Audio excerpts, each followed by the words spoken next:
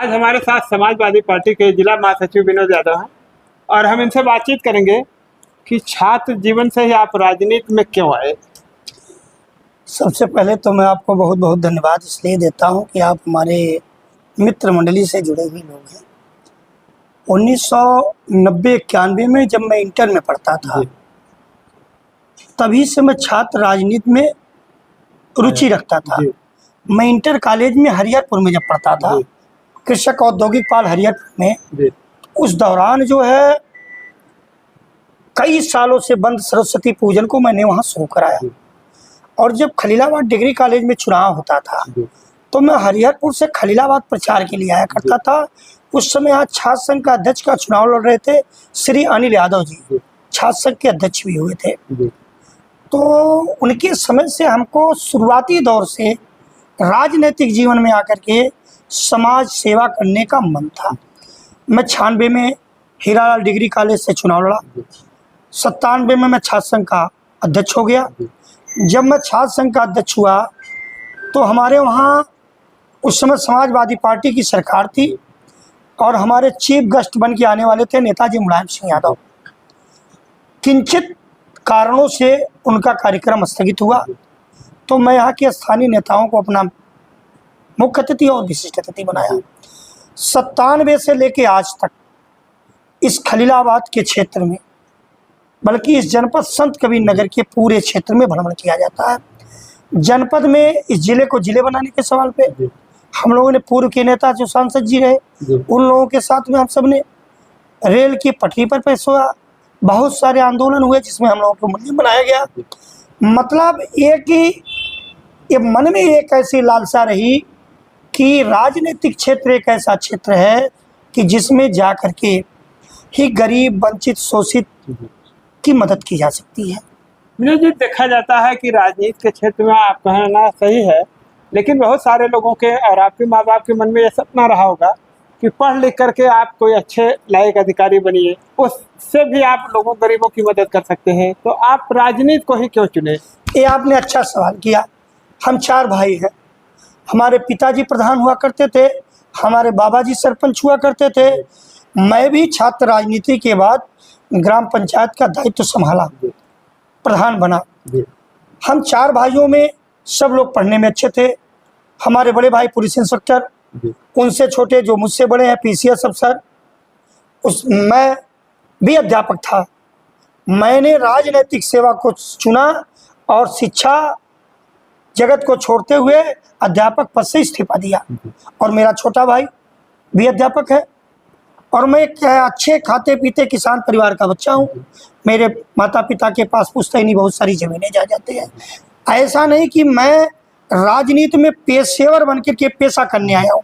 जो चीज़ व्यक्ति को राजनीति में, जो व्यक्ति राजनीति में आता है कि चलूँगा विधायक एमपी बन जाऊँगा या किसी पद पे बन जाऊँगा, पैसा कमाऊँगा, तो पैसा कमाने के लिए मेरे पास तो आज के समय में भी इतनी खेती है कि अब आगे कहना तो बड़ी अच्छी बातें नहीं है, लेकिन इतनी खेती है कि एक गांव के बराबर मेरे पास अकेली खेतियां हैं। लेकिन एक मन में था कि हम 4 भाइयों में 3 भाई हमारे नौकरी को चुने। हमारे ऊपर भी बहुत प्रेशर रहता था, परिवार के लोग मुझे इसके लिए दंडित भी करते थे कि आप राजनीतिक क्षेत्र में मत जाओ, ये बहुत ही दूसरे तरीके का वो है। उस समय में जब मैं छात्र संघ का अध्यक्ष का चुनाव लड़ने का मन बनाया तो मेरे परिजनों ने कहा कि छात्र संघ की राजनीति में हत्याएं होती हैं। इस हीरालाल डिग्री कॉलेज में हीरा राज सिंह जैसे लोगों की हत्याएं हुई थी। जो दूर के लोग थे, हमारा घर यहाँ से 20 किलोमीटर था, जो मेरा मूल गांव है। अब तो मैं आपके खलीलाबाद का मूल निवासी हूँ। यहाँ मेरे पास खेती योग, कृषि योग भूमि भी है और रेजिडेंशियल भूमि भी है।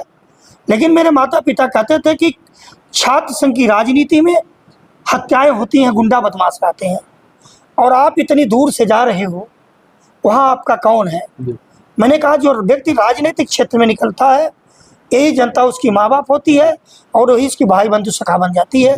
और आज आपने देखा कि मैं पहली बार छात्र संघ के अध्यक्ष का चुनाव लड़ा और पहली बार में मैं अध्यक्ष हो गया। अध्यक्ष होने के बाद मैंने राजनीतिक क्षेत्र में प्रवेश किया। हम अपने साथी श्री महेंद्र प्रताप यादव के छात्र संघ के चीफ गेस्ट बना करके समाजवादी पार्टी के राष्ट्रीय अध्यक्ष उस समय मेंबर ऑफ पार्लियामेंट थे। मैंने न्योता देकर के हीरालाल डिग्री कॉलेज में लाया। उस समय वो केवल मेंबर ऑफ पार्लियामेंट थे और युवा प्रभारी थे, क्षेत्र में दौड़ा करते थे। आप लोग उसके गवाह हैं कि खलीलाबाद डिग्री कॉलेज में हम लोगों के प्रयास से आए। तो हम लोगों का एक प्रयास रहा, एक मन रहा कि ये जनपद संत कबीर नगर हमारा पिछड़ा जिला है, बस्ती से कट के बना है। उस समय हम लोग जब बस्ती जिला था तभी राजनीति में सक्रिय हो गए थे। हम लोगों के अंदर एक दर्द था कि बस्ती बहुत लंबी दूरी, सिकरीगंज बसवारी गांव से व्यक्ति जाता है बस्ती, जिसकी दूरी लगभग 70 किलोमीटर। मैदावल करमैनी घाट से जाता है बस्ती, उसकी दूरी लगभग 70 किलोमीटर। तो हम लोगों के मन में एक मनसा थी कि अगर मेरा जिला संत कबीर नगर बनता तो 20, 25, 30 किलोमीटर के चौतरफा रेंज में हमारा जिला बन जाता। और बहन मायावती जी ने इस जिले को बनाया और सारे नेताओं ने कतिपय कुछ समय तक परिस्थितियां विपरीत रही, फिर भी उस समय के सोशलिस्ट नेता जितने थे उन लोगों ने लड़ करके इस जनपद के लिए लड़ा और ये जनपद बहाल हुआ। आज उसका परिणाम है कि जनपद में डीएम बैठते हैं, एसपी बैठते हैं, सारे अधिकारी बैठते हैं। जो पीड़ित परिवार है वो किसी न किसी रूप में, चाहे आपके सहारे, चाहे मेरे सहारे या किसी जनप्रतिनिधि के सहारे, वो कलेक्टर तक पहुंच करके अपनी बात को कर लेता है। विनोद जी, जैसा आपका कहना कि आप राजनीति के जीवन में आए, राजनीति जीवन में लंबा सफर तय किए, तो अगर जनता जानना चाहती कि आप जब राजनीति की शुरुआत किए और तब से लेकर अब तक जनमानस के लिए क्या किए? हम आपको बताने चाहते हैं कि 96 में मैं अध्यक्ष हुआ और आपका 2025 चल रहा है, लगभग 29 वर्ष। 29 वर्ष से इसी खलीलाबाद शहर में जब मिल डिग्री कॉलेज से इधर इक्के दुक्के मकान हुआ करते थे, तब से हम लोग इस शहर में हैं। इस शहर को जिला बनाने में हम लोगों ने रेल रोका, सड़क रोका, सड़कों पे आंदोलन किया, जिले को बहाल कराया। उस समय हम लोगों ने तहसील धनघटा और मैदावल को बनाने का काम किया। हम लोगों के ही प्रस्ताव पर बड़े नेताओं ने बस्ती को कमिश्नरी बनाया। बिलहर घाट का आंदोलन आपका पुल का आपने देखा कितनी बार हुआ। उसमें ऐसा नहीं किसी केवल एमपी और विधायक का योगदान रहा है, उसमें हमारे जैसे सभी नौजवानों का इसलिए योगदान रहा है कि जब कभी आह्वान होता था राजनीति में कि बिलहर घाट के लिए धरना प्रदर्शन करना है, तो हमारे जैसे लोग पहले आते थे। और आप देखते रहे होंगे कि विगत दिनों से, विगत सालों से जनपद में जब किसी तरह की समस्या, किसी भी धर्म समाज वर्ग के लोग, अगड़ा हो पिछड़ा हो, किसी जाति वर्ग का हो, सुख है दुख है, किसी भी उसके कार्यक्रमों में जब जानकारी होती है, उसके वहाँ हम लोग पहुँच करके उसके दुख में शरीक होने का काम करते हैं, उसे कंधा से कंधा मिलाने का काम करते हैं। आपने देखा कभी एक समय में खलीलाबाद में कोतवाली में मस्जिद को लेकर के कितना बड़ा विवाद था। कोतवाली में मस्जिद को लेकर के इतना बड़ा विवाद था कि लगता था खलीलाबाद में दंगा फैलेगा और ये शहर जल जाएगा। हम लोगों ने एक ऐसी मध्यस्थता करके, मेहनत करके दोनों समाज को इकट्ठा किया और उस मस्जिद के विवाद को समाप्त किया और खलीलाबाद में अमन चैन शांति है। दुख एक बात का है, हमारा जनपद गोरखपुर से सटा है और सौभाग्य की बात है कि उत्तर प्रदेश के माननीय मुख्यमंत्री गोरखपुर के हैं। लेकिन आपको बताने में कोई गुरेज नहीं कि गोरखपुर से सटा जनपद संत कबीर नगर, जो सूफी संत कबीर के नाम पे जिसका जिला बना, संत कबीर जी के नाम पे, जो भाईचारा के, एकता के प्रतीक थे, सभी धर्मों को मानने वाले उनके लोग हैं, उनके नाम पे, सूफी संत कबीर के नाम पे ये जिला बना। और ये धरती खलीलुर रहमान साहब की, एक खलीलुर रहमान साहब की धरती को सूफी संत कबीर के नाम से जिला बनाया गया। और जनपद के बगल के मुख्यमंत्री और मेरा जनपद विकास से अधूरा है। आपने भी देखा कि माननीय मुख्यमंत्री जी जनपद में आए, अब तक जो भी मुख्यमंत्री आए वो मगहर में मत्था टेकते थे। माननीय मुख्यमंत्री थी, मगहर के कार्यक्रम को काट करके बाबा तामेश्वर नाथ धाम की धरती पे गए। अच्छा किए, जाना चाहिए। लेकिन इस जनपद को क्या मिला, ये आपके माध्यम से हम इस शहर के जनप्रतिनिधियों से पूछना चाहते हैं। पेपर में तो बजट हुआ था कि 1515 करोड़ रुपए का काम। 8 साल के अंदर जो भी सरकार की जल जीवन मिशन है, आपका भारत सरकार की योजना है, आप जितने पेपर में निकले हैं, मैंने आरटीआई से सूचना मांगी, 50% जो उसके प्रोजेक्ट है भारत सरकार के प्रोजेक्ट है। एक गांव का प्रधान बनता है, उसके लिए प्रधान निधि के रूप में राज्य वित्त 14वां या 15वां वित्त होता है, वो तो प्रदेश से निधि के रूप में बांट के मिलता है उस गांव का हिस्सा।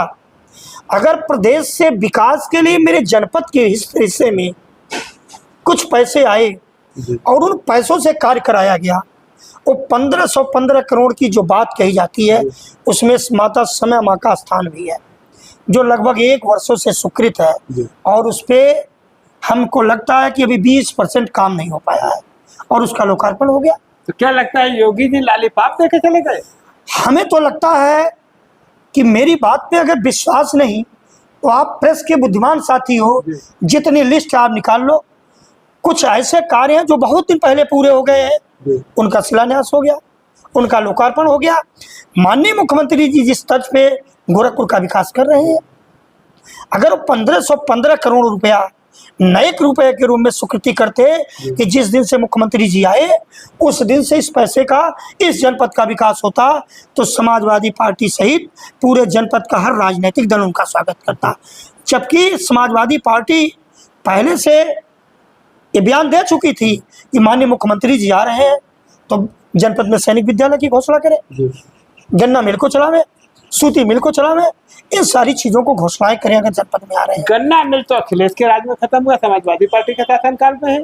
अखिलेश जी ने ये कहा था, जो मुझे जानकारी है, कि गन्ना मिल का सामान जाएगा और फिर 65 के बाद वापस आ जाएगा। सामान गया वापस नहीं आया। नहीं, ये बातें नहीं है। हमारे राष्ट्रीय अध्यक्ष अखिलेश यादव के कथनी करनी में कोई अंतर नहीं है।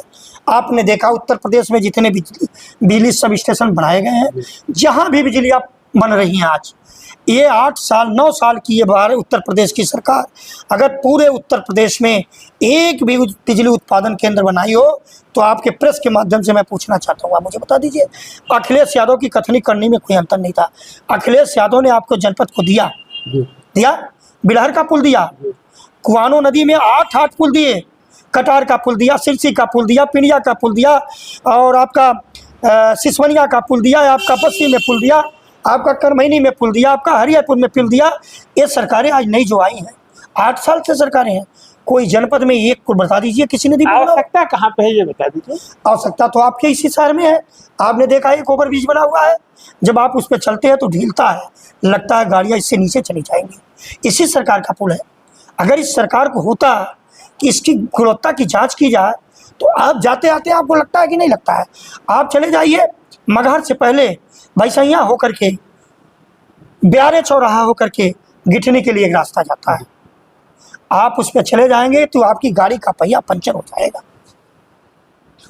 आप जाइए जिस सड़क को लेकर के मगहर में विवाद हुआ था माननीय मंत्री निषाद जी से और वहाँ के गांव वालों से, मगहर मिल से होते हुए जो कड़सारा को जाता है, आज भी वो सड़क कंप्लीट नहीं हो पाई।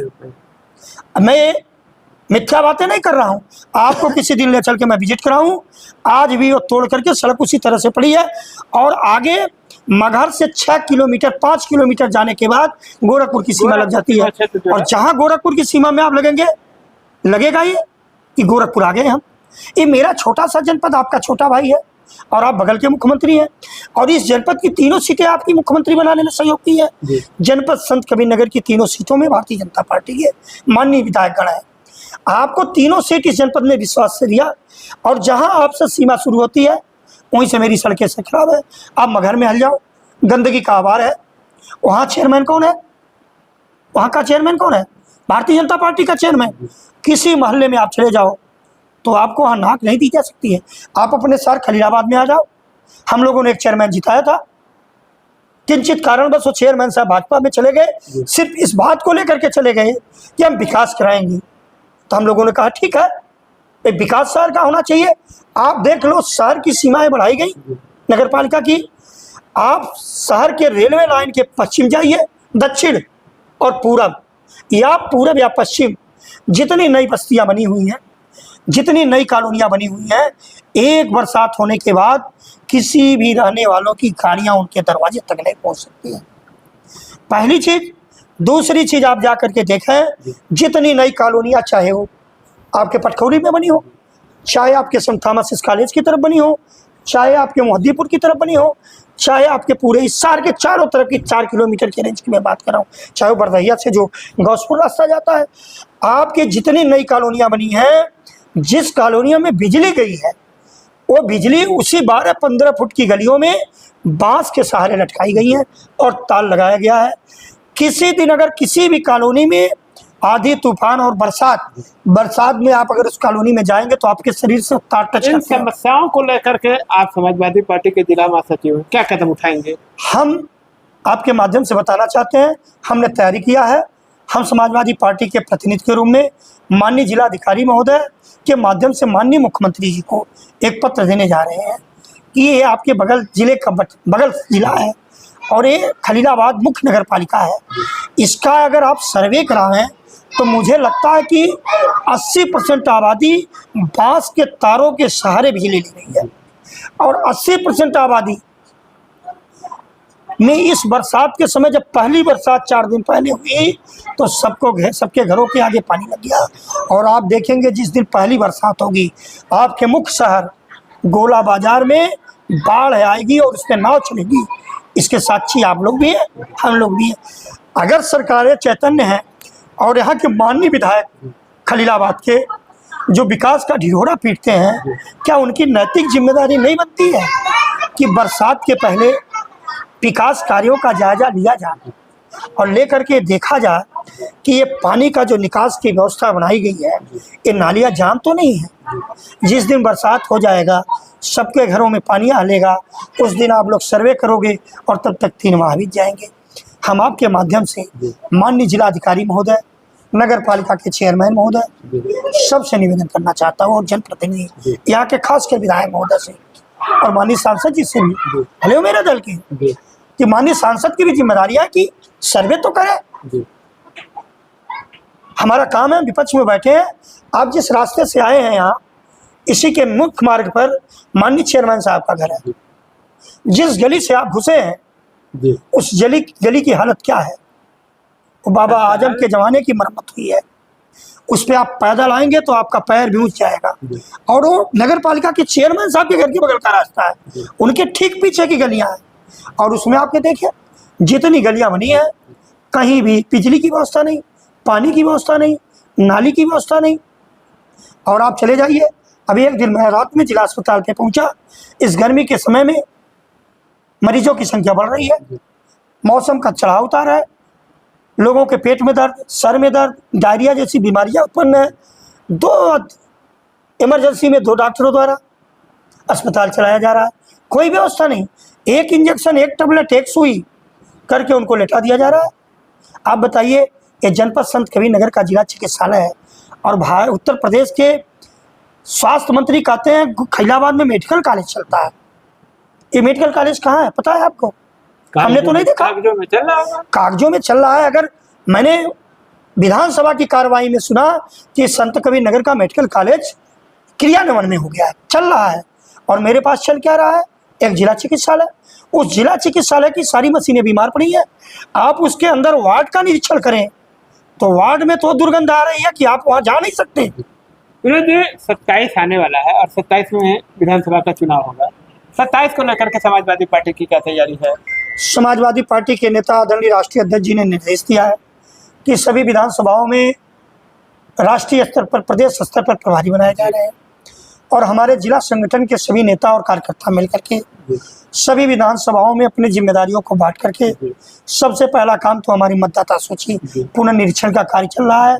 हमारे नेताओं को जिम्मेदारियां दे दी गई है।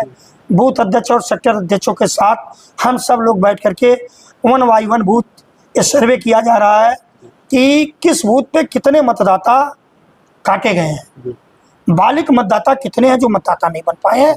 पिछली बार चुनाव में क्या हुआ, जाति और नाम देख करके समाजवादी पार्टी के मतदाताओं को अंतिम समय में उनके नाम को काट दिया गया, या जो मतदाता सूची बूथों पे गई उन पे लाल टिक लगा दिया गया और जब वो मतदान करने गए पीठ पे तो पीठासीन अधिकारी ने कहा कि आपका नाम कट गया, इसमें रेड स्याही लग करके गवर्नमेंट से आई है।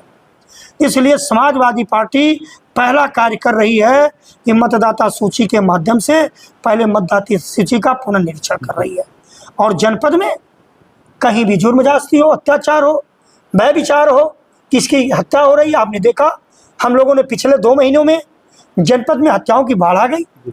समाजवादी प्रतिनिधिमंडल जाति धर्म छोड़ करके दलित समाज रहा, अगड़ा समाज रहा, पिछड़ा समाज रहा, जिसके साथ जुर्म हुआ हमारे दल के सभी नेताओं ने एक साथ जिलाधिकारी पुलिस अधीक्षक को ज्ञापन देते हैं। ये सही है कि सरकार के इशारे पे हम लोगों की बातें सुनी नहीं जा रही हैं और इस जनपद में गरीब शोषित वंचित महिला का उत्पीड़न हो रहा है।